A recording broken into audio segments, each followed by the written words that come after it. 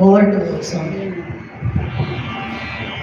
अस्मद्गुरुभ्यो नमः, अस्मत्परमगुरुभ्यो नमः, अस्मत्सर्वगुरुभ्यो नमः।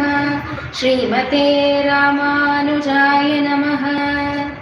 लक्ष्मीनाथसमारम्भां नाथयामुनमध्यमाम् अस्मदाचार्यपर्यन्तां वन्दे गुरुपरम्पराम्।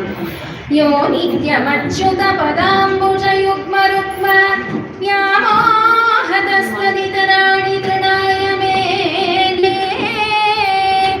अस्मद्गुरोर्भगवतोऽस्य दयैकसिन्धोः रामानुजस्य चरणौ शरणं प्रपद्ये।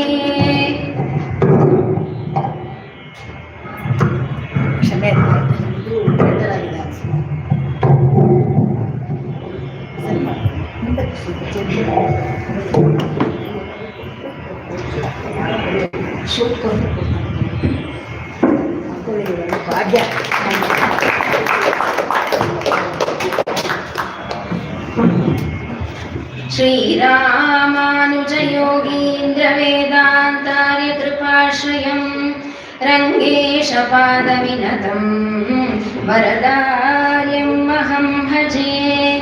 வேதமுதன்னாழ்வார்கள் அருளச் செயலும் சீரிய நல்வாக்குடன் இனிய அமுதிசையும் பற்பல கற்பித்து நம்மை உய்விக்கும் தொண்டாற்றிடும் நம்மாசான் ஸ்ரீ ஸ்ரீநிதி வாழ்க. ಶ್ರೀಯಪತಿಯಾದ ಪರಮಾತ್ಮ ಶ್ರೀಮನ್ನಾರಾಯಣನ ದಶಾವತಾರಗಳಲ್ಲಿ ಪರಿಪೂರ್ಣ ಅವತಾರಗಳು ಅಂತ ಹೇಳಿದ್ರೆ ರಾಮ ಕೃಷ್ಣ ಅವತಾರಗಳು. ಇದೇ ಅವತಾರಗಳ ಜೊತೆಗೆ ಇನ್ನೆರಡು ಅವತಾರಗಳು ಅಂದರೆ ಅದು ಲಕ್ಷ್ಮಣ ಮತ್ತು ಬಲರಾಮ ಅವತಾರಗಳು. ಪರಮಪದದಲ್ಲಿ ಸದಾ ಭಗವಂತನಿಗೆ ಉತ್ಕೃಷ್ಟವಾದಂತಹ ಕೈಂಕರ್ಯಪರನಾದಂತಹ ಅನಂತನೇ ಶೇಷನೇ ತ್ರೇತಾಯುಗದಲ್ಲಿ ಲಕ್ಷ್ಮಣನಾಗಿ, ದ್ವಾಪರದಲ್ಲಿ ಬಲರಾಮನಾಗಿ ಅವತರಿಸಿದ್ದು. ರಾಮನ ತಮ್ಮನಾಗಿ ಲಕ್ಷ್ಮಣ ಸದಾ ವಿಧೇಯನಾಗಿ ನಡೆದುಕೊಂಡ. ಆದರೆ ವಾಸ್ತವದಲ್ಲಿ ಅವನಿಗೆ ಮೂಗಿನ ಮೇಲೆ ಕೋಪ. ಅದಕ್ಕೆ ಶೂರ್ಪಣಖಿಗೆ ಮೂಗನ್ನೇ ಕತ್ತರಿಸ್ಬಿಟ್ಟ. ರಾಮ ಆದರೆ ಜಿತಕ್ರೋಧ, ಆತ್ಮವಾನ್. ಹೇಗೆ ಲಕ್ಷ್ಮಣ ಕೋಪವನ್ನು ಹಿಡಿದಿಟ್ಕೊಂಡು ಆ ತ್ರೇತಾಯುಗದಲ್ಲಿದ್ನೋ ಅದನ್ನ ಒಂದು ಸ್ವಲ್ಪ ಕನ್ಸೆಷನ್ ಕೊಡೋಣ ಅಂತ ಹೇಳಿ ದ್ವಾಪರ ಯುಗದಲ್ಲಿ ತನಗೆ ಅಣ್ಣನಾಗಿ ಏನೋ ಸೌಲಭ್ಯ ಕೊಡ್ತಾನೆ ಭಗವಂತ.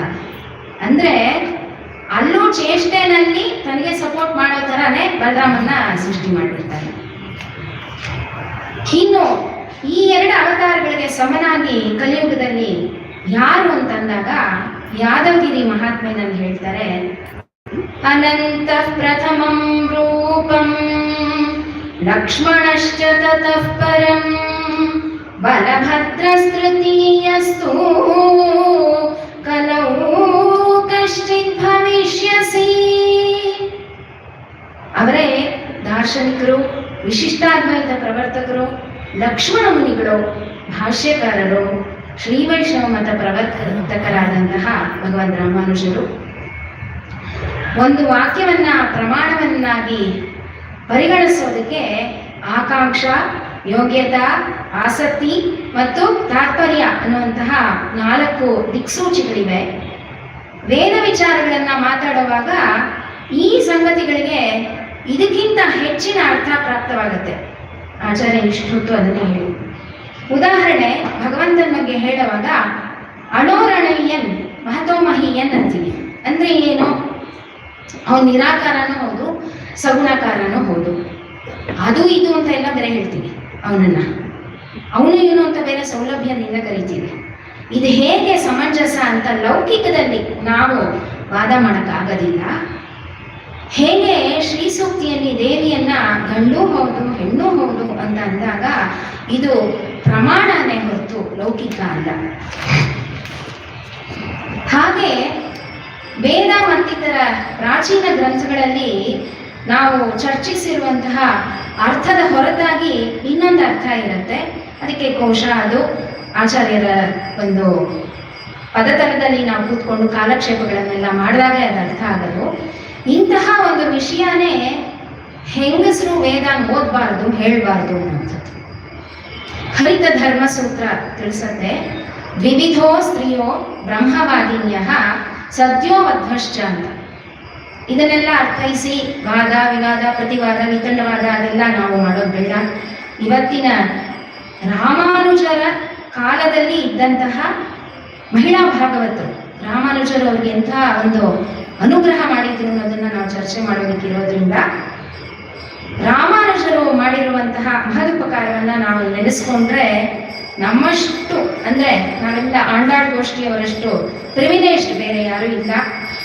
ಭಗವದ್ ರಾಮಾನುಜರು 11ನೇ ಶತಮಾನದಲ್ಲಿ ಜಾತಿ ಲಿಂಗ ವಿಭಜನೆಗಳ ನಡುವೆ ಕಳೆದು ಹೋಗಿದ್ದಂತಹ ಸಮಾಜಕ್ಕೆ ಹೊಸ ದೃಷ್ಟಿಕೋನವನ್ನ ಹಾಕಿಕೊಟ್ಟವರು.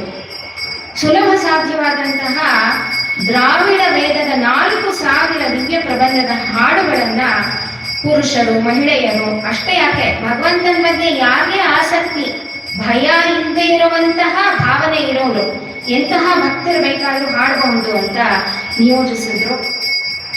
ಇದಕ್ಕೆ ನಾವು ಲೌಕಿಕದಲ್ಲಿ ಒಂದು ಅರ್ಥ ಮಾಡ್ಕೊಳ್ಳೋದಾದ್ರೆ, ಶಾಸ್ತ್ರೀಯ ಸಂಗೀತದಲ್ಲಿ ಘನರಾಗಗಳು ಅಂತ ಇದೆ, 5 ರಾಗಗಳು, ನಾಟ ಗೌಡ ಆರತಿ ವರಾಳಿ ಶ್ರೀ ಅಂತ. ಇದು ಹೆಸರು ತಕ್ಕಂತೆ ಘನವಾದಂತಹ ರಾಗಗಳು. ಅಂದ್ರೆ ಇದನ್ನ ನಾವು ಹಾಡಿದಾಗ ಸ್ವಲ್ಪ ನಮಗೆ ಶ್ರಮ ಉಂಟಾಗುತ್ತೆ. ತ್ಯಾಗರಾಜರು ಈ ರಾಗಗಳನ್ನೇ ಪಂಚರತ್ನ ಕೃತಿಗಳನ್ನ ರಚನೆ ಮಾಡಿದ್ದಾರೆ.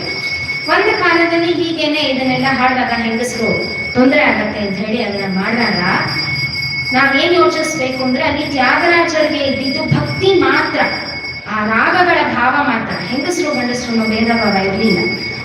ಕಾಲಕ್ರಮದಲ್ಲಿ ಅವರ ಶಿಷ್ಯರು ಪ್ರಶಿಷ್ಯರು ಎಲ್ಲರೂ ಬೇರೆ ಬೇರೆ ಕಾರಣಗಳಿಗೆ ಅಂದ್ರೆ ಯುಗ ಧರ್ಮ ಕಾಲಧರ್ಮ ಅಂತ ನಾವೇನ್ ಹೇಳ್ತೀವಿ, ಅವರು ಇದನ್ನ ಘನರಾಗ ಪಂಚರತ್ನ ಕೃತಿ ಅಂತ ಕರೆದ್ರು. ಆಮೇಲೆ ಅದನ್ನ ಸ್ವಲ್ಪ ಮತ್ತೆ ವಿಚಾರ ವಿನಿಮಯ ಮಾಡಿ, ಸರಿ ಇಲ್ಲಿ ಪರವಾಗಿಲ್ಲ, ಇದು ಇಂಡಿವಿಜುವಲ್ ಆಗಿ ಹಾಡಿದ್ರೆ ತಾನೇ ಶ್ರಮ ಆಗೋದು, ಅದನ್ನ ಗೋಷ್ಠಿಯಲ್ಲಿ ಹಾಡಿದ್ರೆ ಏನು ಶ್ರಮ ಆಗೋದಿಲ್ಲ ಅಂತ ಹೇಳಿದ್ರು. ಈ ತರ ನಾವು ಸುಲಭದಲ್ಲಿ ಅರ್ಥ ಮಾಡ್ತೀವಿ. ಹಾಗಾಗಿ ವೇದ ಸುಳ್ಳಾದ್ರೂ ಗಾದೆ ಸುಳ್ಳಾಗೋದಿಲ್ಲ ಅನ್ನೋ ಹಾಗೆ ವೇದಗಳನ್ನ ಋಷಿ ಮುನಿಗಳ ಕಾಲದಲ್ಲಿ ಅವರ ಪತ್ನಿಯರೂ ಸಹ ಅಭ್ಯಾಸ ಮಾಡ್ತಿದ್ದಂತಹ ನಿದರ್ಶನಗಳು ಏನೇ ಇದ್ರೂ ಸಹ ಇಂದಿನ ಪರಿಧಿಗೆ ಅದು ಸೂಕ್ತ ಅಲ್ಲ. ಅದನ್ನ ನಾವು ಒಪ್ಕೊಳ್ಳೇಬೇಕು. ಅದಕ್ಕೆ ರಾಮಾನುಜರು ನಮ್ಗೆ 4,000 ಕೊಟ್ಬಿಟ್ಟಿದ್ದಾರೆ ಶ್ಲೋಕಗಳನ್ನ, ಯಾರು ಬೇಕಾದ್ರೂ ಮಾಡ್ಬೋದು. ಹಾಗಾಗಿ ರಾಮಾನುಜರು ಮಾಡಿದಂತಹ ಸಾಮಾಜಿಕ ಸುಧಾರಣೆಗಳಲ್ಲಿ ಸರ್ವರೂ ಪಾರಾಯಣ ಮಾಡಬಹುದಾದಂತಹ ದ್ರಾವಿಡ ಪ್ರಬಂಧಗಳು ವೇದದ ಸಾರವನ್ನೇ ಹೇಳೋದ್ರಿಂದ ಮಹಿಳೆಯರು ಇದನ್ನ ಓದಬಹುದು. ನಾವೇನು ಅದನ್ನ ದಿನಾ ಹೇಳ್ತಾ ಇರೋದು ಬೇಡ, ನಮ್ಗೆ ಯಾಕೆ ವೇದ ಇಲ್ಲ, ಇದು ಯಾಕೆ ವೇದ ಇಲ್ಲ, ವಿತಂಡ ಮಾಡೋ ಅವಶ್ಯಕತೆನೇ ಇಲ್ಲ. ಇದಕ್ಕಿಂತ ಇನ್ನೂ ಒಂದು ಮೆಟ್ಲು ಮೇಲೆ ಹೋದ್ರೆ ಭಗವಂತನ ಹತ್ತಿರಕ್ಕೆ ಹೋಗುವಂತಹ ಸುಲಭೋಪಾಯ ಅವರು ಹೇಳಿದ್ದು ಪ್ರಪತ್ತಿ ಮಾರ್ಗ. ಇದನ್ನ ಹೆಂಗಸರು ಮಕ್ಕಳು ಅಂದ್ರೆ ಎಲ್ರಿಗೂ ಅವಕಾಶ ಮಾಡಿಕೊಟ್ರು. ಅನೇಕ ವಿಧದ ಕೈಂಕರ್ಯಗಳಲ್ಲಿ ಅತ್ಯುತ್ತಮವಾದಂತಹ ಹೂವಿನ ಕೈಂಕರ್ಯ, ಇದನ್ನ ಹೆಂಗಸರು ಮೀಸಲಿಟ್ಟಿದೆ. ಯಾಕೆಂದ್ರೆ ನಾವಾದ್ರೆ ಫಾಸ್ಟ್ ಕಟ್ಕೊಂಡು ಹೋಗ್ತೀವಿ. ಏನೇ ಇನ್ನೂ ಒಂದು ಕೈಂಕರ್ಯ ಅಂದ್ರೆ ಇವಾಗ ನಾವು ದೇವಸ್ಥಾನಗಳಲ್ಲಾಗ್ಲಿ ಎಲ್ಲೇ ಆಗಲಿ ಅಥವಾ 5 ಸ್ಟಾರ್ ಹೋಟೆಲ್ಗಳಲ್ಲೇ ಆಗಲಿ ಯಾರೋ ಅತ್ಯುತ್ತಮವಾದಂತಹ ಇಂಟರ್ನ್ಯಾಷನಲ್ ಶೆಫ್ ಅಡುಗೆ ಮಾಡಿದ್ರು ಅಲ್ಲಿ ಊಟ ಮಾಡಿದ್ಮೇಲೆ ಮಗನೋ ಅಣ್ಣ ತಮ್ಮನೋ ಅಥವಾ ನಮ್ಮ ಪುರುಷರೋ ಯಾರೇ ಮನೆಗೆ ಬಂದ್ರು ಫಸ್ಟ್ ಹೇಳೋದು, ಅಪ್ಪ ಮನೆಯಲ್ಲಿ ಏನಾದರೂ ಅಡುಗೆ ಮಾಡಿದ್ಯಾ ಫಸ್ಟ್ ಅದನ್ನು ಕೊಡ್ತೀವಿ. ಸೊ ಇದಕ್ಕಿಂತ ಹಾಗೆ ಇನ್ನೇನು ಬೇಕು, ನಾವು ವೆಯ್ಟ್ ಮಾಡೋ ಅವಶ್ಯಕತೆನೇ ಇಲ್ಲ. ಅದರಲ್ಲೂ ಸಕ್ಕರ್ ಪೊಂಗಲ್ಲು ದೇವಸ್ಥಾನದಲ್ಲಿ ಅಕ್ಕಾರ ಬಡಿಸೋದು, ಸಕ್ಕರ್ ಪೊಂಗಲು ಏನೇ ಮಾಡಿದ್ರು ಮನೆಯಲ್ಲಿ ನಾವು ಅದನ್ನ ವಿಶೇಷವಾಗಿ ಅವತ್ತಿನ ದಿವಸ ಜ್ಞಾಪಿಸ್ಕೊಂಡು ಆ ಕೃಷ್ಣನನ್ನೇ ಮನಸ್ಸಲ್ಲಿ ಧರಿಸ್ಕೊಂಡು ಅದಕ್ಕೆ ಒಂದು ಸ್ವಲ್ಪ ಜಾಸ್ತಿ ತುಪ್ಪದ ಒಗ್ಗರಣೆ ಹಾಕಿ ಅದನ್ನ ಒಂದು ನಿವೇದನೆ ಮಾಡಿ ತಿಂದಾಗ ಅದು ಕೊಡುವಷ್ಟು ಆನಂದ ಬೇರೆ ಯಾರೇ ಮಾಡಿದ್ರು ಇಲ್ಲ. ಇದನ್ನೆಲ್ಲ ರಾಮಾನುಜರು ನಮಗೆ ಕೊಟ್ಟಿದ್ದಾರೆ.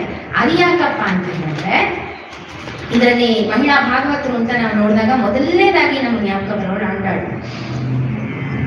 ಆಂಡಾಳ್ ವಿಷಯದಲ್ಲಿ ಭಗವತ್ ರಾಮಾನುಜರಿಗೆ ಏನ್ ಭಾವ ಇರಲಿಲ್ಲ ಅನ್ನೋದೇ ಲೆಕ್ಕ ಇಲ್ಲ. ನವರಸಗಳನ್ನ ಹೇಳ್ಬೋದು, ಎಲ್ಲವನ್ನೂ ಕೋಟ್ ಮಾಡ್ಬೋದು. ನಮ್ಮ ಶ್ರೀವೈಷ್ಣವ ತತ್ವದಲ್ಲಿ ಮೊದಲು ಶ್ರೀ ಆಮೇಲೆ ವಿಷ್ಣು. ಇದು ಹೇಗೆ ಅಂತಂದ್ರೆ ಈಗ ನಾವು ಲೌಕಿಕದಲ್ಲಿ ಹೇಳೋದಾದ್ರೆ ತುಂಬಾ ಸಿಂಪಲ್ ಆಗಿ ಅರ್ಥ ಮಾಡ್ಕೊಳ್ಬೋದು. ಲಕ್ಷ್ಮೀನಾರಾಯಣ ಇನ್ವಿಟೇಷನ್ ಅಲ್ಲಿ ಶ್ರೀಮತಿ ಹೆಸರುವರೆಗೂ ಸೊ ಇದಕ್ಕೆ ನಾವು ಹೋರಾಟ ಮಾಡಲೇಬೇಕಾಗಿಲ್ಲ. ಸೀತಾರಾಮ, ಉಮಾಶಂಕರ, ಇದು ಸನಾತನ ಸಂಸ್ಕೃತಿ. ಇಂತಹ ತತ್ವದ ಇನ್ನೊಂದು ಉತ್ತಮವಾದಂತಹ ಅಂಶ ಅಂದ್ರೆ ಆಳ್ವಾರು. ಇವರಲ್ಲೂ ಅಷ್ಟೇ ವರ್ಣಭೇದ ಇಲ್ಲ, ಲಿಂಗಭೇದ ಇಲ್ಲ. 12 ಜನರಲ್ಲಿ ಆಂಡಾಳ್ ಒಬ್ಬಳೇ ಮಹಿಳೆ. ಇದು ನಮಗೆ ಲೌಕಿಕವಾಗಿ ಅರ್ಥ ಆಗುವಂಥದ್ದು. ಆದ್ರೆ ನಿಜದಲ್ಲಿ 12 ಆಳ್ವಾರು ನಾಯಕಿಯರೇ, ನಾಯಕಿ ಭಾವದಲ್ಲಿ ಹಾಡಿದವರು. ಭಗವಂತ ಒಬ್ಬನೇ ನಾಯಕ. ಇನ್ನು ಅವಳ 143 ಶ್ಲೋಕಗಳನ್ನ ಒಂದ್ ಕಡೆ ಇಟ್ಬಿಟ್ಟು ಇನ್ನು ಉಳಿದಿರುವಂತಹ 3857 ಶ್ಲೋಕಗಳನ್ನ ಇನ್ನೊಂದ್ ಕಡೆ ತಕಡಿನಲ್ಲಿ ತೂಗಿದ್ರೆ, ತುಲಾಭಾರ ಮಾಡಿದ್ರೆ ತೂಗೋದು ಆಂಡಾಳ್ ಶ್ಲೋಕಗಳೇ. ಇದನ್ನ ರಾಮಾನುಜರು ನಮ್ಗೆ ಹೇಳಿಲ್ಲ. ದ್ವಾಪರ ಯುಗದಲ್ಲಿ ಭಗವಂತ ಕೃಷ್ಣನಾಗಿ ಮಥುರೆಗೆ ಮೊದಲು ಬಂದಾಗ ಆ ಕೋಟೆ ಬಾಗಿಲಲ್ಲಿ ಮೊದಲು ಅವನಿಗೆ ಕಾಣಿಸೋದು ಹೂವಿನ ಅಂಗಡಿ. ನಾವು ಇವಾಗ ಏನ್ ಮಾಡ್ತೀವಿ, ಫಸ್ಟ್ ಮಥುರಾಗೋ ಬೃಂದಾವನಕ್ಕೋ ಎಲ್ಲ ಹೋದಾಗ ಅಲ್ಲಿಂದ ಮುಗಿಸ್ಕೊಂಡು ಫಸ್ಟ್ ಏನ್ ಮಾಡ್ತೀವಿ, ಒಂದು 5 ನಿಮಿಷ ಹೋಗಿ ಬರ್ತೀವಿ ಅಂತ ಗಂಡಸನ್ನೆಲ್ಲ ಕಳಿಸ್ಬಿಟ್ಟು ಕೃಷ್ಣನ ವಿಗ್ರಹಗಳನ್ನೆಲ್ಲ ಗೋಕುಲಾಷ್ಟಮಿ ಪ್ರತಿ ವರ್ಷ ಹೊಸದಾಗ ತಗೋಬೇಕಲ್ಲ, ಅದ್ರ ತಗೊಂಡ್ಬರ್ತೀವಿ. ಆದ್ರೆ ಆ ಕೃಷ್ಣನಿಗೆ ಮಾತ್ರ ಫಸ್ಟ್ ಆ ಹೂವಿನ ಅಂಗಡಿನೇ ಕಾಣಿಸ್ತು. ಅಲ್ಲಿ ನೋಡ್ತಾನೆ ಒಂದು ಕದಂಬ ಹೂವಿನಲ್ಲಿ ಮಾಡಿರುವಂತಹ ಮಾಲೆ ಇರುತ್ತೆ. ಕದಂಬ ಹೂವು ಅಂತ ಹೇಳಿದ್ರೆ ತುಂಬಾ ಸಿಂಪಲ್ ಆಗಿ ಅರ್ಥ ಮಾಡ್ಕೋಬೇಕು ಅಂದ್ರೆ ನ್ಯಾಷನಲ್ ಫ್ಲಾಗ್ ಅಲ್ಲಿ ಏನೇನ್ ಕಲರ್ಸ್ ಇದೆಯೋ ಆ ಕಲರ್ಸ್ ಅಲ್ಲಿ ಮಾಡಿರುವಂತಹ ಕದಂಬ ಹೂವು. ಚೆನ್ನೈಯಿಂದ ನಾವೇನೋ ರಾತ್ರಿ ಬಸ್ ತಗೊಂಡ್ರೆ ಅಲ್ಲಿ ಸಿಗತ್ತೆ. ಅದ್ರ ಬೆಳಿಗ್ಗೆ ನಾವು ಎಲೆನ ಸುತ್ಕೊಂಡ್ಬಂದ್ರೆ ಅಲ್ಲಿ ಧಾರಾಳವಾಗಿ ಭಗವಂತನ ಅರ್ಪಿಸ್ಬೋದು. ಸೊ ಈ ತರ ಮಾಲೆನ ಕೊಡು ಅಂತ ಕೇಳ್ತಾನೆ ಅಜಾಮಾನಿಗೆ. ಅವನು ಬಂದಿರೋ ಮಥುರೆಗೆ, ಅಲ್ಲಿ ಎಲ್ರಿಗೂ ಗೊತ್ತು ಇವನು ಕಂಸನಿಗೆ ವೈರಿ ಅಂತ ಹೇಳಿ. ಆದ್ರೂ ಅದು ಹೆಂಗ್ ಕೊಟ್ಬಿಡ್ತಾನ ಅವನು ಕೇಳಿದ ತಕ್ಷಣ. ಅದೇ ಸಂಮೋಹನ ಕೃಷ್ಣ. ಅದನ್ನ ಉತ್ತುಕಾಡ ಕವಿಗಳು ಹೇಳ್ತಾರೆ. ಮೋಹದಾತ ಸುಲಭ ಸುಪುಷ್ಪಗಂಧ ಕಳವ, ಮೋಹದಾತ ಸುಲಭ ಸುಪುಷ್ಪಗಂಧ ಕಳವ, ಮೋಹದಾತ ಸುಲಭ ಸುಪುಷ್ಪಗಂಧ ಕಳವ, ಕಸ್ತೂರಿ ತಿಲಕಮತಿ ಪಾಪವದಾಂತರಂಗ ಮೋಹಕಂದ ಸ್ವಾಗತಂ ಕೃಷ್ಣ. ಸೊ ಸಂಮೋಹನ ಮಾಡ್ಬಿಟ್ಟ ಕೃಷ್ಣ. ಆ ಮಾಲಿಗೆ ಬೇರೆ ದಾರಿನೇ ಇಲ್ಲ, ಹಾರ ಆಟೋಮ್ಯಾಟಿಕಲಿ ಕೊಟ್ಬಿಟ್ಟ. ಕೃಷ್ಣ ಹೂಮನೆ ಕೇಳಿದ ತಕ್ಷಣ ವ್ಯಾಪಾರಿ ಮರಳಾಗಿ ಅವನು ಕತ್ತಿಗೆ ಏನ್ ಹಾಕ್ತಾನೆ ಅದನ್ನ ಪೆರಿಯಾಳ್ವಾರ್ ಜ್ಞಾಪಿಸ್ಕೊತಾರೆ. ತಕ್ಷಣ ಕಾರ್ಯಪ್ರವೃತ್ತಿ ಬಂದ್ಬಿಟ್ರು ಅವರು. ಏನ್ ಮಾಡೋದು, ದೊಡ್ಡ ತೋಟ ಮಾಡಿ ಕಲರ್ ಕಲರ್ ಆಗಿ ಎಲ್ಲ ಹೂಗಳನ್ನು ಗಿಡಗಳನ್ನಾಗಿ ಬೆಳೆಸೋದಕ್ಕೆ ಶುರು ಮಾಡಿದ್ರು. ಇಂತಹ ಪೆರಿಯಾಳ್ವಾರರ ಮಗಳಾಗಿ ಹುಟ್ಟಿದಂತಹ ಆಂಡಾಳ್ ಹೂಮಾಲೆಯಿಂದಾನೇ ರಂಗನಾಥನ ಮಾರ್ಗ್ ಅಂದ್ರೆ ವಕ್ಷಸ್ಥಳದಲ್ಲಿ ಸ್ಥಾನ ಪಡ್ಕೊಂಡ್ಬಿಟ್ರು.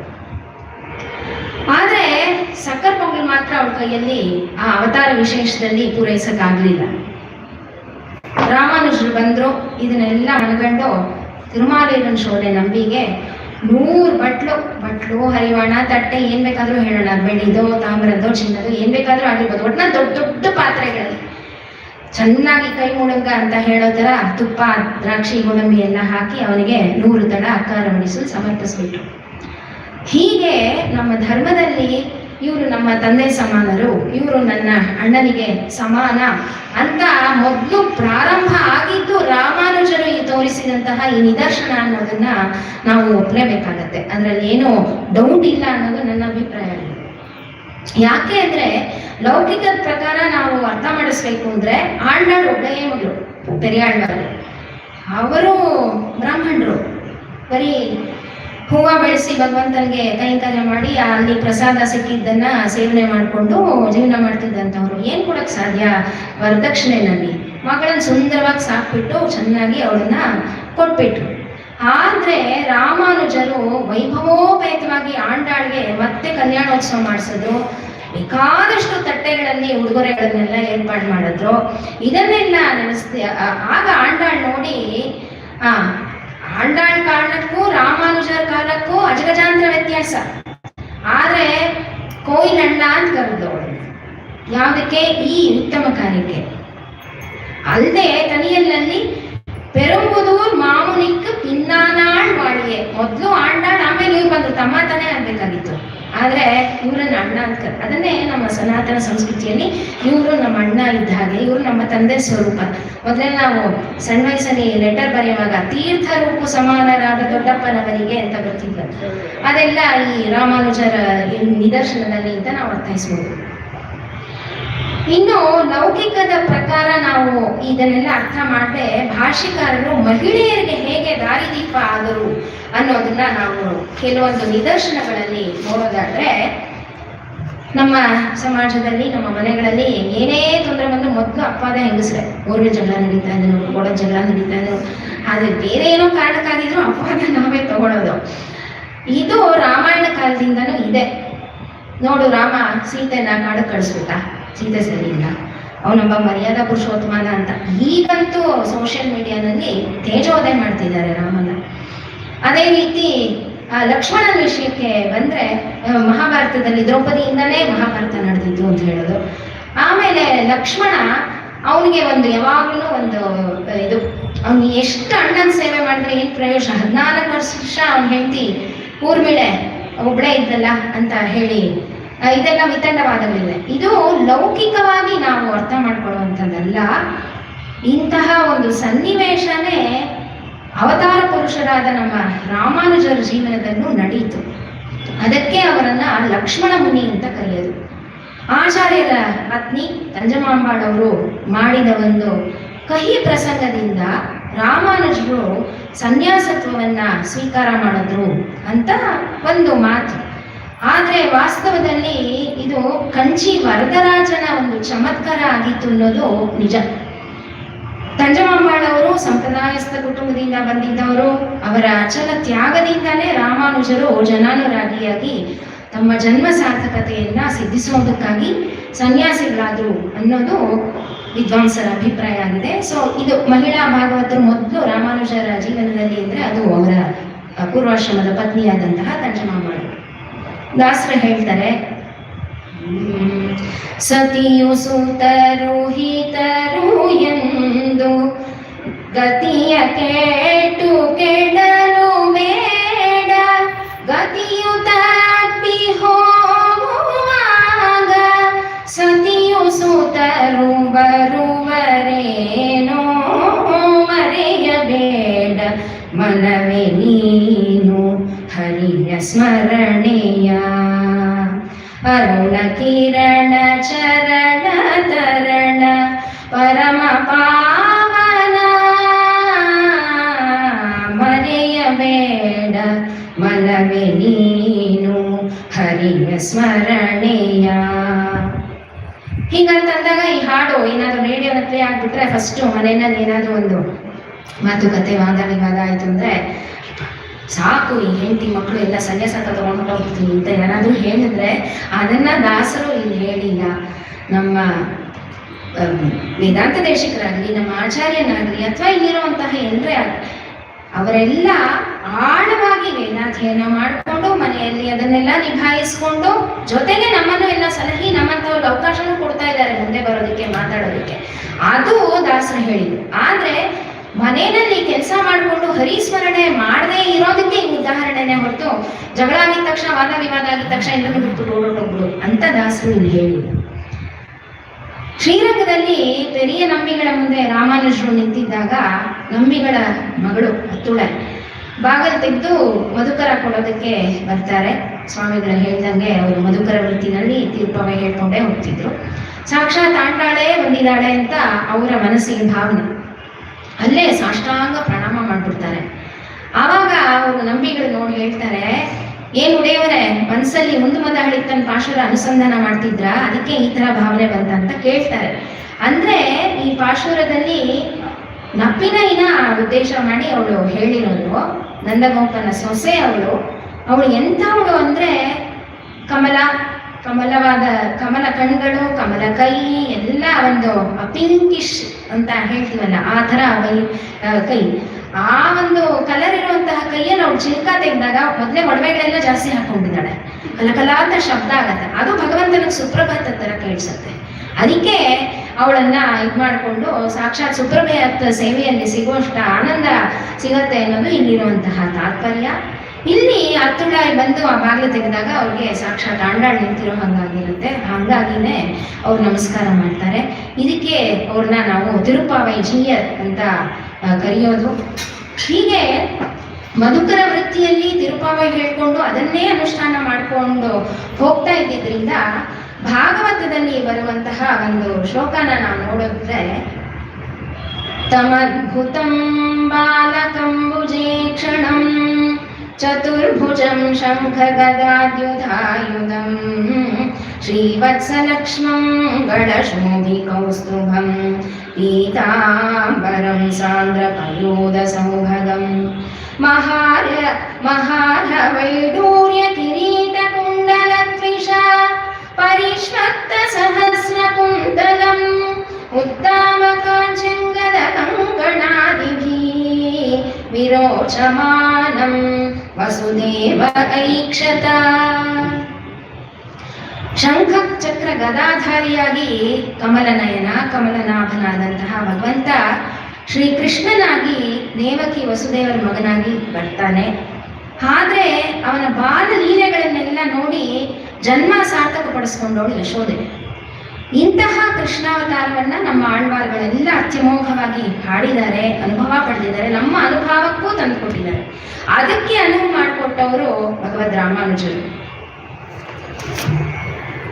ಮಧುಕರ ವೃತ್ತಿ ಅದಾದ್ಮೇಲೆ ಅದಕ್ಕೆ ಬೇಕಾದಷ್ಟು ಭಾಷೆಗಳನ್ನೆಲ್ಲ ಬರೆದು ನಮ್ಮ ಅನುಭವಕ್ಕೆ ತಂದುಕೊಟ್ಟಿದ್ದಾರೆ. ಇಂತಹ ಸೌಲಭ್ಯಪೂರ್ಣರಾದಂತಹ ಆಚಾರ್ಯರು ತಿರುಕೋಷ್ಟಿಯೂರು ನಂಬಿಗಳ ಹತ್ರ ಚರಮ ಶ್ಲೋಕದ ರಹಸ್ಯವನ್ನ ತಿಳಿದುಕೊಳ್ಳೋದಕ್ಕೆ ಅಂತ ಬಂದಾಗ ಅವ್ರ ಮನೆಯಲ್ಲಿ ನಂಬಿಗಳ ಮಗಳು ದೇವಕಿ ಪಿರಾಟಿ ಇವರಿಗೆ ಎದುರಾಗ್ತಾಳೆ. ಅವಳಿಗೆ ತಕ್ಷಣವೇ ಸಾಷ್ಟಾಂಗ ಪ್ರಣಾಮ ಮಾಡ್ತಾರೆ. ಯಾಕೆ ಅಂದ್ರೆ ಇವ್ರಿಗಿಂತ ಮುಂಚೆ ನಂಬಿಗಳಿಂದ ಚರಮ ಶ್ಲೋಕದ ಅನುಸಂಧಾನ ಮಾಡಿರುವಂತಹ ದೇವಕಿ ಪಿರಾಟಿ ಕೃಷ್ಣನ ತಾಯಿ ದೇವಕಿಯಷ್ಟೇ ಪುರುಷಕಾರಳು ಅಂತ ಅವರ ಮನೋಭಾವ. ಹಾಗಾಗಿ ಇದು ನೆಕ್ಸ್ಟ್ ಮಹಿಳಾ ಭಾಗವತರು ಅವರ ಜೀವನದಲ್ಲಿ. ಇನ್ನು ತಿರುವಾಲಿ ದಿವ್ಯ ದೇಶ, ಸುತ್ತಮುತ್ತ ಅನೇಕ ದಿವ್ಯ ಕ್ಷೇತ್ರಗಳು ಎಲ್ಲ ಪರ್ಯಟನೆ ಮುಗಿಸಿ ಅದು ಒಂದು ಸ್ವಲ್ಪ ಅನುಕೂಲವಾದಂತಹ ಜಾಗ ತಿರುವಾಲಿ. ಅಲ್ಲಿಗೆ ಅವತ್ತು ರಾತ್ರಿ ತಂಗೋದಕ್ಕೆ ಅಂತ ರಾಮಾನುಜರು ಶಿಷ್ಯವರ್ಗದೊಡನೆ ಬರ್ತಾರೆ. ಅವರು ಬಂದು ಇನ್ನೇನಲ್ಲಿ ಪ್ರವೇಶ ಮಾಡೋದಕ್ಕಿಂತ ಮುಂಚೆ ಸ್ವಲ್ಪ ಶುಚಿಯಾಗಿ ಇಲ್ಲದೆ ಇರುವಂತಹ ಒಬ್ಳು ಮಹಿಳೆ ಎದುರಾಗ್ತಾಳೆ. ಅವಳನ್ನ ಸ್ವಲ್ಪ ಆ ಕಡೆ ಹೋಗೋದಕ್ಕೆ ಹೇಳ್ತಾರೆ. ಇಲ್ಲಿ ಒಂದು ವಿಚಾರ ನಾವು ಲೌಕಿಕವಾಗಿ ಅರ್ಥ ಮಾಡ್ಕೋಬೇಕು. ಸಮಾಜದಲ್ಲಿ ಕೆಲವರು ಹೇಳೋದು ಅಂತರ್ಶುಚಿತ್ವ ಮುಖ್ಯ, ಬಾಹ್ಯ ಶುಚಿತ್ವ ಬೇಕಾಗಿಲ್ಲ ಅಂತ. ಹಾಗಾಗೋದಿಲ್ಲ. ಯಾಕೆ ಅಂದ್ರೆ ಪ್ರಾರಂಭದಲ್ಲಿ ನಾವು ಆ ವೇದಕ್ಕೆ 4 ರೀತಿಯ ಒಂದು ಅರ್ಥಗಳನ್ನ ಅಂತ ನೋಡಿದಾಗ, ಶರೀರಕ್ಕೆ ಸ್ನಾನ ಮಾಡಿ ಶುದ್ಧಿಯಾಗಿದ್ದು ಆತ್ಮದಲ್ಲಿ ಕಲ್ಮಶ ಇಲ್ಲದೆ ಇದ್ದ ಪಕ್ಷದಲ್ಲಿ ಮಾತ್ರ ಭಗವಂತ ನಮ್ಗುಲಿತಾನೆ. ಶರೀರ ಶುದ್ಧಿಯಾಗಿದ್ದು ಆತ್ಮದಲ್ಲಿ ಕಲ್ಮಶ ಇದ್ರೆ ಅದು ಸಮ್ಮತ ಅಲ್ಲ. ಅದನ್ನ ಬಿಟ್ಟು ಮಾನಸಿಕವಾಗಿ ನೀನು ಸದ್ಗುಣಿಯಾಗಿರೋ, ಶರೀರ ಗಲೀಜಾಗಿದ್ದು ಪರವಾಗಿಲ್ಲ ಅಂತ ಯಾವ ಶಾಸ್ತ್ರದಲ್ಲೂ ಯಾವ ಧರ್ಮದಲ್ಲೂ ಹೇಳಿದ್ರು. ಆದ್ರಿಂದ ಶಾರೀರಿಕವಾಗಿ ಯಾರಾದ್ರೂ ಶುಚಿಯಾಗಿಲ್ಲ ಅಂತ ಯಾರಿಗೆ ಆಗ್ಲಿ ಯಾವುದೇ ಕಾಲದಲ್ಲಿ ನೋಡಿದಾಗ ಸ್ವಲ್ಪ ಮನಸ್ಸಿಗೆ ಇಷ್ಟ ಆಗೋದಿಲ್ಲ. ಅದು ಯುಗ ಧರ್ಮನೂ ಹೌದು, ಕಾಲ ಧರ್ಮನೂ ಹೌದು. ಹೀಗಾಗಿ ಅವಳನ್ನು ನೋಡಿದ ತಕ್ಷಣ ರಾಮಾನುಜರು ಸ್ವಲ್ಪ ಆ ಕಡೆ ಸರಿಯೋದಕ್ಕೆ ಹೇಳ್ತಾರೆ. ಸರಿ, ಈಗ ಆ ಮಹಿಳೆ ಅವಳಿಗೂ ಗೊತ್ತಿದೆ ಈ ರೀತಿ ಸನ್ಯಾಸಿ ಮುಂದೆ ತಾನು ಬರಬಾರ್ದು ಅಂತ. ಆದ್ರೆ ಅವರನ್ನು ನೋಡಿದಂತಹ ಘಳಿಗೆಯಲ್ಲಿ ಅವಳಿಗೆ ಯಾವ ಕಡೆ ಹೋಗ್ಬೇಕು ಅಂತ ಒಂಥರ ಭಯಮಿಶ್ರಿತವಾದಂತಹ ಗೊಂದಲ ಆಗ್ಬಿಡುತ್ತೆ ಅವಳಿಗೆ. ಆಗ ಅವಳು ಹೇಳ್ತಾಳೆ, ಸ್ವಾಮಿ ನಾನು ಯಾವ ಕಡೆ ತಿರುಗಲಿ ಹೇಳಿ, ನನ್ನೆದುರಿಗೆ ನೀವು ಪವಿತ್ರವಾದಂತಹ ಆತ್ಮ ನಿಂತಿದ್ದೀರಾ, ನಿಮಗೆ ಬೆನ್ ತೋರಿಸ್ಲಾ ಆ ಕಡೆ ತಿರ್ಕೊಂಡು, ಇಲ್ಲ ನಿಮ್ಮನ್ನು ನೋಡ್ಕೊಂಡು ಆ ತಿರುಕಣ್ಣಪುರಂ ದೇವಸ್ಥಾನದ ಭಗವಂತನ ಬೆನ್ ತೋರಿಸಿ. ಸರಿ, ಎಡಕ್ಕೆ ತಿರುಗಿದ್ರೆ ಬಲಗಡೆ ಇರುವಂತಹ ತಿರುಮಣಂ ಕೊಲ್ಲೈ ಅಂದ್ರೆ ತಿರುಮಂಗೈ ಆಳ್ವಾರ್ ತಿರುವರ್ಸು ತ್ಯಾಗ ಮಾಡಿದಂತಹ ಜಾಗ ಇದೆ. ಬಲಕ್ಕೆ ತಿರುಗಿದ್ರೆ ಎಡಗಡೆನಲ್ಲಿ ತಿರುವಾಲಿ ಕ್ಷೇತ್ರ ಇದೆ. ನಾನು ಯಾವ ಕಡೆ ತಿರ್ಕೋಬೇಕು ಹೇಳಿ ಅಂತ ಅವಳು ಕೇಳ್ತಾಳೆ. ಅವಳ ಭಕ್ತಿಯ ಪರಾಕಾಷ್ಠೆಗೆ ಆನಂದ ಭಾಷ್ಪರಾದಂತಹ ರಾಮಾನುಜರು ಅವಳಿಗೆ ಪ್ರಪತ್ತಿ ಮಾಡಿ ಆ ದೇವಸ್ಥಾನದ ಪ್ರಾಕಾರದಲ್ಲೇ ಒಂದು ಜಾಗವನ್ನ ನಿಯೋಜನೆ ಮಾಡ್ತಾರೆ.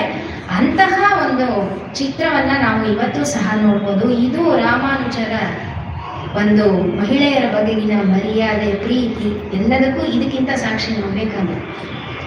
ಇನ್ನು ರಾಮಾನುಜರು ಕರ್ನಾಟಕಕ್ಕೆ ಬಂದಂತಹ ವಿಷಯ ಯಾಕೆ, ಏನು, ಹೇಗೆ ಅನ್ನೋದು ಅದು ನಮಗೆ ಸಾಕಷ್ಟು ಸಾರಿ ಮನನ ಆಗಿದೆ. ಆಗ ನೀಲಗಿರಿ ತಪ್ಪಲಲ್ಲಿ ಅವರನ್ನ ಸ್ವಾಗತಿಸಿದ್ದು ಕೊಂಗು ಪಿರಾಟಿ ಎನ್ನುವಂತಹ ಮಹಿಳೆ, ಅವಳ ಒಂದು ಬಳಗ ಅವರೆಲ್ಲ.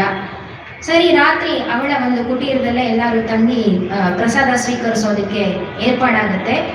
ಆದ್ರೆ ಯಾರು ಅದನ್ನ ಸ್ವೀಕಾರ ಮಾಡೋದಿಲ್ಲ. ಯಾಕೆಂದ್ರೆ ಮತ್ತೆ ಲೌಕಿಕವಾಗಿ ಇದನ್ನ ಅರ್ಥ ಮಾಡೋದಲ್ಲ. ಈ ಹಿಂದೆ ರಾಮಾನುಜರಿಗೆ ಆದಂತಹ ಕಹಿ ಅನುಭವಗಳಿಗೆ ಅದು ಮತ್ತೆ ಅವಕಾಶ ಕೊಡಬಾರದು ಅಂತ ಅವರ ಶಿಷ್ಯವೃಂದ ಇದನ್ನ ನಿರ್ಧಾರ ಮಾಡೋದೇ ಹೊರತು ರಾಮಾನುಜರ. ಆಗ ಅವಳು ತುಂಬಾ ಸೂಕ್ಷ್ಮಮತಿ. ಯಾಕೆಂದ್ರೆ ರಾಮಾನುಜರ ಕೈಯಲ್ಲಿ ಪ್ರಪತಿ ಮಾಡಿಸ್ಕೊಂಡವಳು, ಸೂಕ್ಷ್ಮತಿ ಆಗಿರ್ಲೇಬೇಕು. ಹಾಗಾಗಿ ಅವಳು ಹೇಳ್ತಾಳೆ, ನಾನು ಈ ಹಿಂದೆ ರಾಮಾನುಜರಿಂದ ಪ್ರಪತಿ ಮಾಡಿಸ್ಕೊಂಡವಳು, ಅವರ ಪಾದುಕೆಗೆ ದಿನ ನಾನು ಪ್ರಸಾದನ ನಿವೇದನೆ ಮಾಡೇ ಸ್ವೀಕರಿಸೋದು, ಹಾಗಾಗಿ ನಿಮಗೆ ತಗೊಂಡು. ಆದ್ರೂ ಅಲ್ಲಿ ಯಾಕೆಂದ್ರೆ ಸ್ಟಿಚಿಂಗ್ ಟೈಮ್ ಸೇವ್ಸ್ 9 ಅನ್ನೋ ಥರ ಅಲ್ಲಿ ಎಕ್ಸ್ಟ್ರಾ ಕೇರ್ಫುಲ್ ಆಗಿರ್ಬೇಕಲ್ಲ, ಅಷ್ಟೊಂದೆಲ್ಲ ಅವರಿಗೆ ತೊಂದರೆ ಆಗೋಗ್ಬಿಟ್ಟಿದೆ ರಾಮಾನುಜರಿಗೆ. ಹಾಗಾಗಿ ಅವರು ಶಿಷ್ಯವರ್ಗದವ್ರು ಕೇಳ್ತಾರೆ, ಹಾಗಾದ್ರೆ ನಮ್ಮಲ್ಲಿ ರಾಮಾನುಜರು ಯಾರು ಹೇಳಿ? ಈಗ ಅವ್ರು ಬಂದಿರೋದು ಶ್ವೇತ ವಸ್ತ್ರಧಾರಿಯಾಗಿ, ಹೆಂಗ್ ಕಂಡು ಹಿಡಿಯೋದು? ಅವಳವಾಗ ನೋಡಿದ್ದು ಕಾಷಾಯ ವಸ್ತ್ರಧಾರಿಯಾದಂತಹ ರಾಮಾನುಜರು. ಬರೀ ಅವರ ಪಾದಗಳನ್ನ ನೋಡೇ ಕಂಡು ಹಿಡಿದು ಬಿಡ್ತಾಳೆ ಇವರೇ ರಾಮಾನುಜರು ಅಂತ. ಆಗ ರಾಮಾನುಜರು ಸಂತೋಷರಾಗಿ ಅವ್ರ ಶಿಷ್ಯವರ್ಗದವರು ಎಲ್ಲ ಅಲ್ಲಿರುವಂತಹ ಹಣ್ಣು ಹಂಪಲುಗಳನ್ನೆಲ್ಲ ಸ್ವೀಕಾರ ಮಾಡ್ತಾರೆ.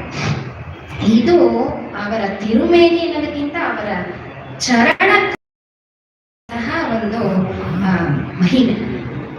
ಇನ್ನು ಸನಾತನ ಧರ್ಮದಲ್ಲಿ ಒಬ್ಬ ಭಾರತೀಯಳೇ ಅಲ್ಲದೆ ಇರುವಂತಹ ಮಹಿಳೆ, ದೇವಸ್ಥಾನದಲ್ಲಿ ಅವಳು ವಿಗ್ರಹ ಮಾಡಿಸಿ ಮರ್ಯಾದೆ ಕೊಟ್ಟಿರುವಂತಹ ಏಕೈಕ, ಅಥವಾ ನನಗೆ ತಿಳಿದ ಮಟ್ಟಿಗೆ ಮೊಟ್ಟ ಮೊದಲ ನಿದರ್ಶನ ಅಂದ್ರೆ ಅದು ರಾಮಾನುಜರಿಂದ ಮಾತ್ರ ಆಗಿದ್ದು.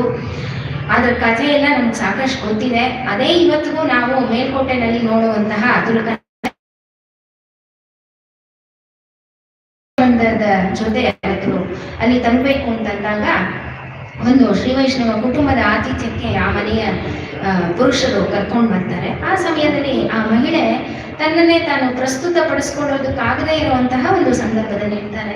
ಆದರೆ ರಾಮಾನುಜರ ಒಂದು ಕರುಣೆಯ ಪರಮ ಕರುಣಿಗಳು, ಅವರ ಮನಸ್ಸು ಗೊತ್ತಾಗ್ತಾ ಹಿಂಸೆ ಯಾಕೆ ಬಂದಿಲ್ಲ. ಯಾಕೆಂದ್ರೆ ಮೊದಲೇ ನಾವು ಆಚಾರ್ಯರು ಸನ್ಯಾಸಿಗಳು ಮೊದಲೇ ಬರ್ತಾರೆ ಅಂತ ಗೊತ್ತಿದೆ, ಅಥವಾ ಬರ್ದೇ ಗೊತ್ತಿಲ್ಲದೆ ಹೋದ್ರು, ಫೋನ್ ಮಾಡ್ಕೊಳ್ದೆ ಬರ್ದೇ ಹೋದ್ರು, ಬಂದ ತಕ್ಷಣ ನಾವು ತಕ್ಷಣ ಏನಾದರೂ ಒಂದು ಏರ್ಪಾಡು ಮಾಡ್ತೀವಿ.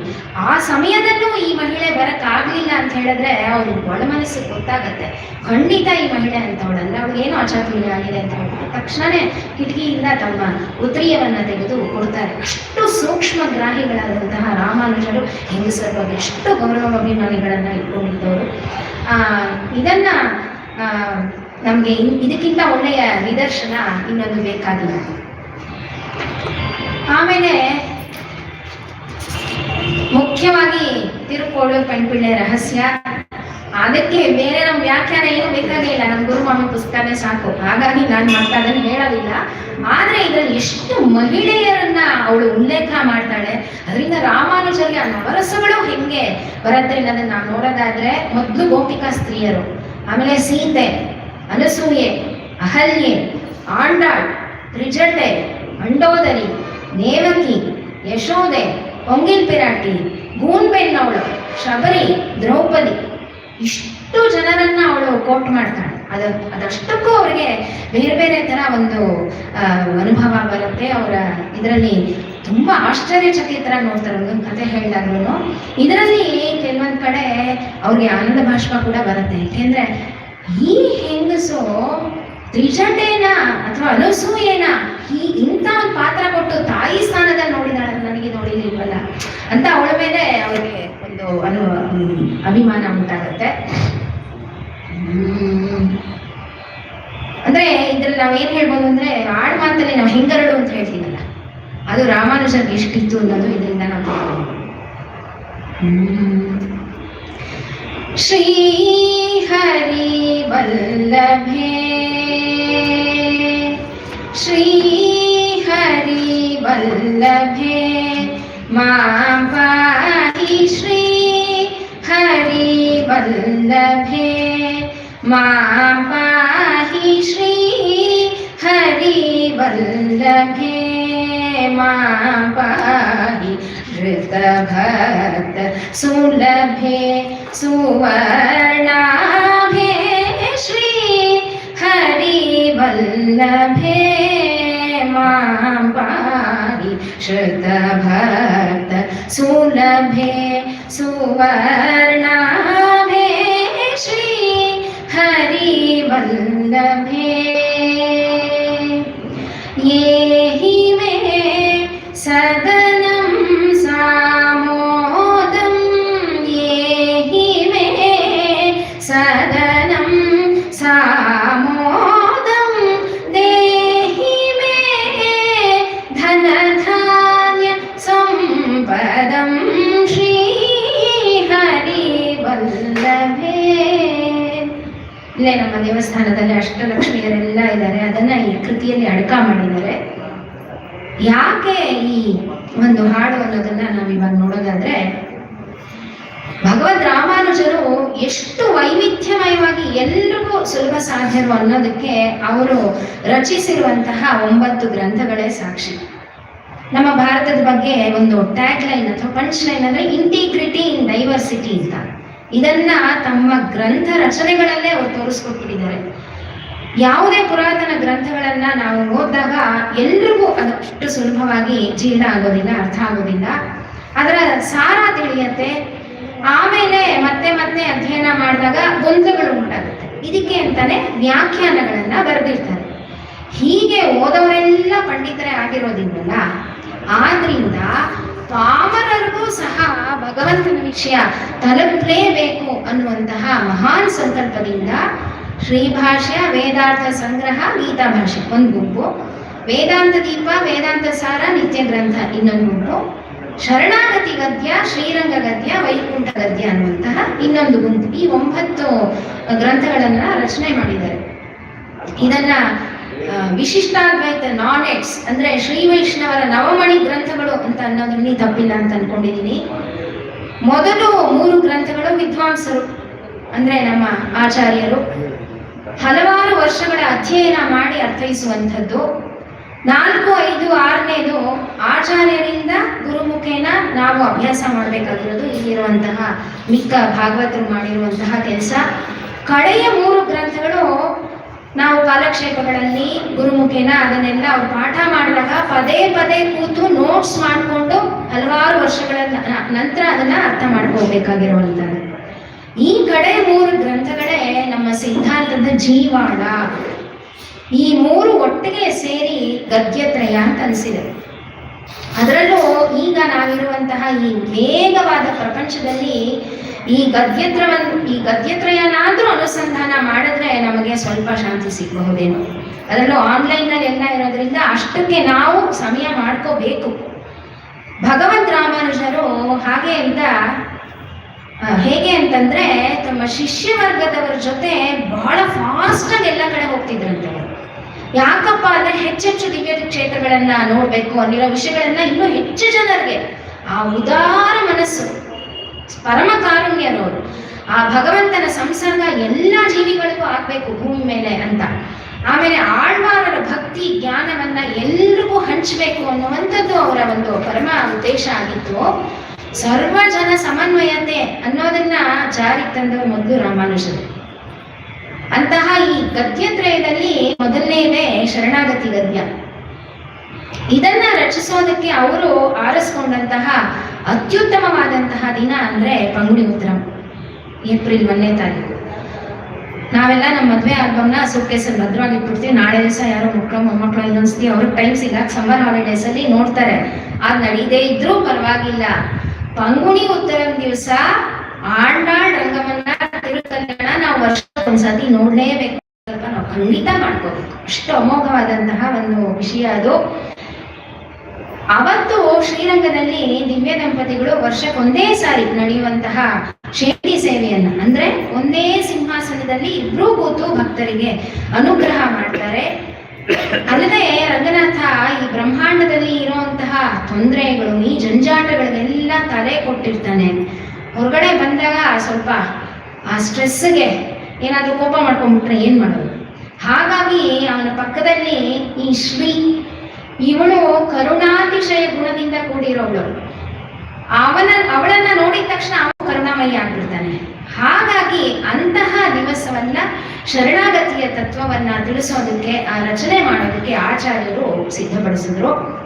ಒಟ್ಟು 23 ಚೂರ್ಣಿಕೆಗಳಿವೆ. ಇದು ಯಾಕೆ ಗದ್ಯ ಅಂತ ಹೇಳಿದ್ರೆ ಮಿಕ್ಕಿದ್ದ ಪ್ರಬಂಧಗಳಲ್ಲಿರುವಂತಹ ಶ್ಲೋಕಗಳಿಗೆ ನಾಥಮುನಿಗಳೇ ರಾಗಗಳನ್ನ ಸಂಯೋಜನೆ ಮಾಡಿಬಿಟ್ಟಿದ್ದಾರೆ. ಆಗಿನ ಕಾಲದಲ್ಲಿ ಇದ್ದಂತಹ ರಾಗಗಳನ್ನ ಸಂಯೋಜನೆ ಮಾಡಿದ್ದಾರೆ. ಗದ್ಯಕ್ಕೂ ಸಂಯೋಜನೆ ಮಾಡ್ಬೋದು, ಇಲ್ಲ ಅಂತಲ್ಲ, ಆದ್ರೆ ಅಲ್ಲಿ ಸ್ವಲ್ಪ ಅಕ್ಷರ ಕಾಲ ವ್ಯತ್ಯಾಸ ಇರುತ್ತೆ ಒಂದು ಪಾದಕ್ಕೆ ಇನ್ನೊಂದು ಪಾದಕ್ಕೆ. ಹಾಗಾಗಿ ಆ ತರ ಇರುವಂತಹ ಶ್ಲೋಕಗಳಿಗೆ ಚೂರ್ಣಿಕೆ ಅಂತ ಗದ್ಯದಲ್ಲಿ ಕರೆಯೋದುಂಟು. ಅದರಲ್ಲಿ ಮೊದಲ 2 ಚೂರ್ಣಿಕೆಯನ್ನ ಶ್ರೀ ಅಂದ್ರೆ ಮಹಾಲಕ್ಷ್ಮಿಗೆ ಮೀಸಲಿಟ್ಬಿಟ್ಟಿದ್ದಾರೆ. ಯಾಕೆ? ರಾಮಾನುಜರಿಗೆ ಅತಿ ಹೆಚ್ಚು ಪ್ರಿಯವಾದಂತಹ ಪ್ರಸಂಗ, ಗ್ರಂಥ, ಪುರಾಣ ಅಂತಂದ್ರೆ ಅದು ರಾಮಾಯಣ. 18 ಸಾರಿ ತಿರುಮಲೆ ಯಾತ್ರೆ ಮಾಡಿ ಪೆರಿಯ ತಿರುಮಲೆ ನಂಬಿಗಳ ಹತ್ರ ರಾಮಾಯಣವನ್ನ ಕಾಲಕ್ಷೇಪ ಮುಖೇನ ತಿಳಿದುಕೊಳ್ತಾರೆ. ಇಂತಹ ರಾಮಾಯಣದಲ್ಲಿ ಬೇರೆ ಯಾವ ಅವತಾರದಲ್ಲಿ ಇಲ್ಲದೆ ಇರುವಂತಹ ವಿಶೇಷಣ ಅಂದ್ರೆ ರಾಮನಿಗೆ ಜಿತಕ್ರೋಧ. ಅಂತಹ ಜಿತಕ್ರೋಧನಾದಂತಹ ರಾಮ ಯಕ್ಕಶ್ಚಿತ್ ಒಂದು ಕಾಗೆ ಮೇಲೆ ಬ್ರಹ್ಮಾಸ್ತ್ರ ಪ್ರಯೋಗ ಮಾಡ್ಬಿಡ್ತಾನೆ, ಗುಬ್ಬಿ ಮೇಲೆ ಬ್ರಹ್ಮಾಸ್ತ್ರ. ಯಾಕೆ ಅಂದ್ರೆ ಅವನು ಬರೀ ರಾಮ ಅಲ್ಲ, ಸೀತಾರಾಮ. ಏನ್ ಬೇಕಾದ್ರೂ ತಡ್ಕೋತಾನೆ. ಆದ್ರೆ ಸೀತೆಗೆ ಯಕ್ಕಶ್ಚಿತ್ ಒಂದು ಕಾಗೆ ಗಾಯ ಮಾಡಿ ಅವಳಿಗೆ ರಕ್ತ ಬರೆದು, ಸೀತೆ ಇಂಥವಳು ಮಹಾಲಕ್ಷ್ಮಿ ಸ್ವರೂಪ, ಈಗೇನಲ್ಲಿ ಮತ್ತೆ ಆ ಕೆಂದಾವರೆ ಆ ಥರ ಬಣ್ಣದವಳು, ಅವಳ ಇದರಿಂದ ರಕ್ತ ಬಂದ್ರೆ ಸೊ ಏನೇನೋ ಮುಂದಕ್ಕೆಲ್ಲ ಆಗತ್ತೆ. ಆದ್ರೆ ಸೀತೆ ಮಮತಾಮಯಿ, ಕಾಕಾಸುರನ ಕ್ಷಮಿಸು ಅಂತ ಹೇಳ್ತಾಳೆ. ಈ ಕಾರುಣ್ಯ ಪೂರ್ಣವಾದಂತಹ ಈ ಶ್ರೀಯ ಅಂಶನೇ ರಾಮಾನುಜರು ನಮ್ಮ ಸಂಪ್ರದಾಯವನ್ನ ವಿಶಿಷ್ಟಾದ್ವೈತ ಅಂತ ಕರೆಯೋದಕ್ಕೆ ಒಂದು ಕಾರಣ ಇದ್ದಿರಬಹುದು ಅಂತ ನನ್ನ ಅನಿಸಿಕೆ. ತಪ್ಪಾಗಿದ್ರೆ ಕ್ಷಮೆ ಇರಲಿ. ಹಾಗಾಗಿ ಈ ಗದ್ಯದ ಮೊದಲೆರಡು ಶ್ಲೋಕಗಳಲ್ಲೇ ದೇವಿಗೆ ಮಹಾಲಕ್ಷ್ಮಿಗೆ ಶರಣಾಗತಿ ಮಾಡ್ಬಿಡ್ಬೇಕು ಅಂತ ಹೇಳಿದ್ದಾರೆ. ಅಂದ್ರೆ ಸ್ವಾಮಿಗಳು ಅವಾಗಲೇ ಹೇಳ್ದಂಗೆ ಇನ್ಶೂರೆನ್ಸ್ ಮಾಡಿಸಿದ್ಮೇಲೆ ಗ್ಯಾರಂಟಿಡ್ ರಿಟರ್ನ್ಸ್ ಯಾವಾಗಲಾದ್ರೂ ಬಂದ್ಕೊಂಡು ಹೋಗ್ಲಿ, ಅದಕ್ಕೆ it has got its own tenure, ಅದು ನಮ್ಗೆ ಬೇಡ, ಗ್ಯಾರಂಟಿ ಸಿಕ್ಬಿಡ್ತು. ನಾರಾಯಣ ಅಂದ್ರೆ ಎಲ್ಲ ಜೀವಿಗಳ ವಾಸಸ್ಥಾನ ಅಂತ. ಆದ್ರೆ ಈ ವಾಸಸ್ಥಾನ ಆಕ್ಚುಲಿ ಯಾರ್ದು ಅಂತ ಹೇಳಿದ್ರೆ ಅದು ಶ್ರೀದು, ಮಹಾಲಕ್ಷ್ಮಿ. ಹಾಗಾಗಿ ಶ್ರೀಮನ್ನಾರಾಯಣ ಅಂತ ನಾವು ಅಂದಾಗ ಮಾತ್ರ ಅನಂತ ಕಲ್ಯಾಣ ಗುಣ ಪರಿಪೂರ್ಣನಾಗ್ತಾನೆ ಆ ಭಗವಂತ. ದಿವ್ಯ ದಂಪತಿಗಳು ಅಂದ್ರೆ ಯಾರು? ಇಬ್ರು ಸುಂದರವಾಗಿರೋರ, ಅಥವಾ ಈಗಿನ ಕಾಲದಕ್ಕೆ ತಕ್ಕ ಹಾಗೆ ಇಬ್ರು ಇಂಜಿನಿಯರ್ ಆಗಿ ಇಬ್ರು ಸಾಫ್ಟ್ವೇರ್ ಅಲ್ಲಿರೋರ ಅಂತ ನಾವು ನೋಡೋದಾದ್ರೆ ಇಬ್ರು ಅನ್ಯೋನ್ಯವಾಗಿರೋರು. ಇದಕ್ಕೆ ನಿದರ್ಶನನೂ ರಾಮಾಯಣದಲ್ಲೇ ಸಿಗತ್ತೆ. ರಾವಣ ಸೀತೆಗೆ ರಾಮನ ಕತ್ತರಿಸಿದ ತಲೆ ತೋರಿಸ್ತಾನೆ, ಇಂದ್ರಜಿತ್ತು ರಾಮನ್ಗೆ ಸೀತೆ ಕತ್ತರಿಸಿದ ತಲೆ ತೋರಿಸ್ತಾನೆ. ಇಬ್ರು ಒಪ್ಕೋತಾರ? ಚಾನ್ಸೇ ಇಲ್ಲ ಅಂತ ಅಲ್ಲೇ ಇದು ಮಾಡ್ತಾರೆ. ಅದಕ್ಕೆ ಅವರಿಬ್ಬರನ್ನ ದಿವ್ಯ ದಂಪತಿ. ಯಾಕೆಂದ್ರೆ ಇಬ್ರಿಗೂ ಗೊತ್ತು ಅದು ನಿಜ ಅಲ್ಲ ಅಂತ. ಅದನ್ನೇ ರಾಮಾನುಜರು ಈ ಮೊದಲನೇ ಶ್ಲೋಕದಲ್ಲಿ ಹೇಳ್ತಾರೆ, ಅಸಂಖ್ಯೇಯ ಕಲ್ಯಾಣ ಗುಣಗಣಾಂ ಪದ್ಮವನಾಲಯ ಭಗವತೀಂ ಶ್ರಿಯಂ ದೇವೀಂ ಅಂತ. ಅಖಿಲ ಜಗನ್ಮಾತರಂ ಅಸ್ಮಾನ್ ಮಾತರಂ ಅಂತ ಎಲ್ಲ ಹೇಳಿದ್ದಾರೆ. ಅವರ ಮನಸ್ಸಲ್ಲಿ ಮಹಾಲಕ್ಷ್ಮಿಯ ಬಗ್ಗೆ, ಶ್ರೀ ಬಗ್ಗೆ ಇದ್ದಂತಹ ಒಂದು ಅಭಿಪ್ರಾಯಕ್ಕೆ ಸಾಟಿನೇ ಇಲ್ಲ. ಹಾಗಾಗಿನೇ ಈ ಒಂದು ನಮ್ಮ ಇವತ್ತಿನ ಉಪನ್ಯಾಸದಲ್ಲಿ ನಾವು ಅವರ ಕಾಲದಲ್ಲಿ ಇದ್ದಂತಹ ಮಹಿಳಾ ಭಾಗವತರು ಹೌದು, ಆದ್ರೆ